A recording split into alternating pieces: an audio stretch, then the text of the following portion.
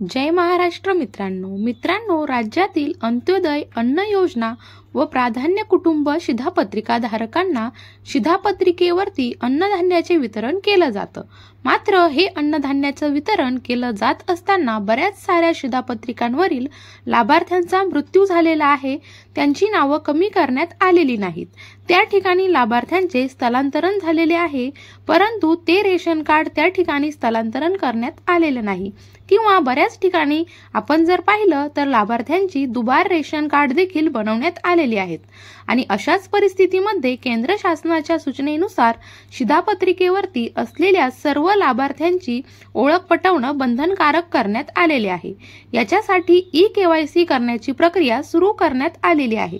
यापूर्वी सुद्धा आपण पाहिलं होतं की बऱ्याच साऱ्या डेडलाईन देण्यात आलेल्या होत्या, शेवटच्या मुदती देखील देण्यात आलेल्या होत्या। ज्या मुदतीमध्ये शिधापत्रिकेवरील असलेल्या लाभार्थ्यांची ई-केवायसी अर्थात त्यांच्या आधार आणि आधारचं व्हेरिफिकेशन करण्याची प्रक्रिया पार पाडण्याचे निर्देश देण्यात आलेले होते।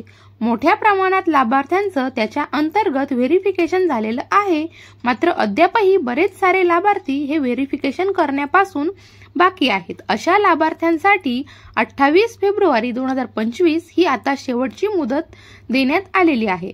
या मुदतीमध्ये लाभार्थ्यांच्या आधार आणि आधारचं व्हेरिफिकेशन हे करणं या ठिकाणी बंधनकारक करण्यात आलेलं आहे। अन्यथा त्या लाभार्थ्यांचं रेशन, त्या लाभार्थ्यांचं अन्नधान्य वितरण हे आता बंद केलं जाणार आहे। याच्यासाठी बऱ्याच ठिकाणी कॅम्प देखील लावण्यात आलेले आहेत। अशा कॅम्पमध्ये सुद्धा लाभार्थ्यांचं आधार आणि आधारनुसार जे काही केवायसी त्याच्यासाठी तुम्ही बायोमेट्रिक नुसार केवायसी करू शकता।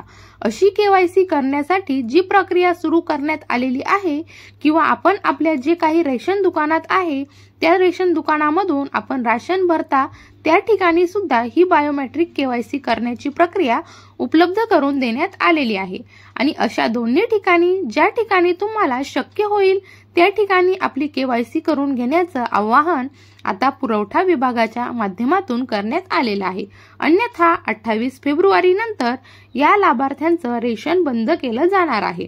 तुम्ही जर तुमची केवायसी केलेली नसेल, अद्याप केवायसी बाकी असेल तर तुमच्या शिधापत्रिकेवरील इतर लाभार्थ्यांची, इतर कुटुंबधारकांची जर केवायसी बाकी असेल तर ती लवकरात लवकर करून घ्या। महत्त्वपूर्ण असा व्हिडिओ होता। आवडला असेल तर लाईक करा, शेअर करा आणि तसेच आपल्या YouTube चॅनलला सबस्क्राईब करायला विसरू नका। धन्यवाद।